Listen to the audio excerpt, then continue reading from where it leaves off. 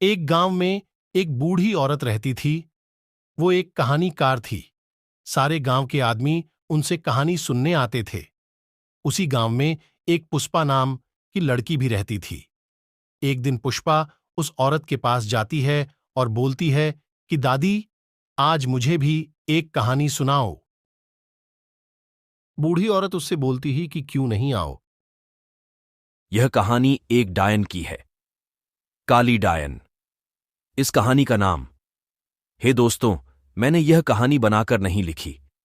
यह कहानी एक सचमुच की घटना है जो कि मैंने अपनी दादी से सुनी है और बहुत पुरानी है। कुछ लोगों का मानना है कि भूतों का कोई अस्तित्व नहीं होता है। आप लोग जानते हैं भगवान का अस्तित्व होता है, तो भूतों का क्यों नहीं? सभी ने रामायण और महाभारत जैसे ग्रंथों में पढ़ा या किसी से सुना होगा कि भगवान जब इस धरती पर थे तब भी भूत पिशाच हुआ करते थे। भगवान निराकार है। निराकार का अर्थ होता है जिसका कोई आकर नहीं होता। जो लोग जिस रूप में भगवान को पूजते हैं, भगवान उसी रूप में उसे दिखाई देते हैं। तो प्रेम से बोलिए, भक्त और भगवान की जय। और समय व्यर्थ न करते हुए मैं आपको अपनी कहानी की ओर ले चलता हूं। बहुत पुरानी बात है। तब पानी के ज्यादा साधन नहीं हुआ करते।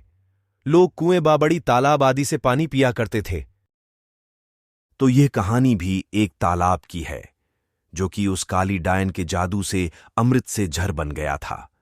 ये डायन कैसे बनी, कैसे इस तालाब का पानी विष बन गया, मैं ये कहानी आपको बताता हूं। एक गांव में एक औरत के कोई बच्चा नहीं था। वह औरत गांव के मुखिया की पत्नी थी। उसके शादी को काफी समय हो गया था। सब लोग उसे बांझ कहा करते थे।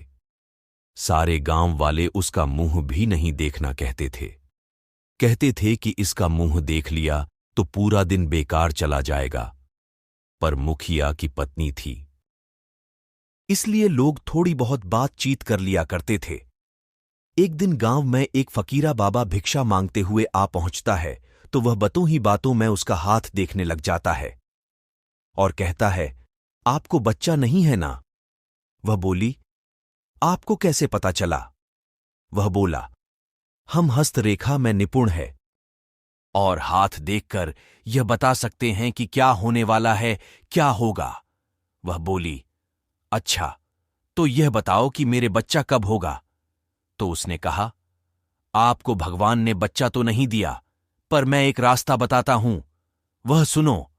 अमावस्या की रात को किसी एक ऐसे लड़के की बलि पीपल के पेड़ के नीचे दो, जो अपने मां बाप के इकलौता पुत्र हो, और उसके खून से अपने बाल धोना, फिर कहना, ए प्यासी आत्माओं, यह बलि मेरी तरफ से स्वीकार करो और मुझे एक पुत्र दे दो। एक लौटे मैं उस कुएं का पानी भरकर उसमें उसके शरीर की 2 बूंद मिलाकर खुद पी लेना और उस लड़के के सिर के बाल अपनी साड़ी की गांठ में बंधे रखना।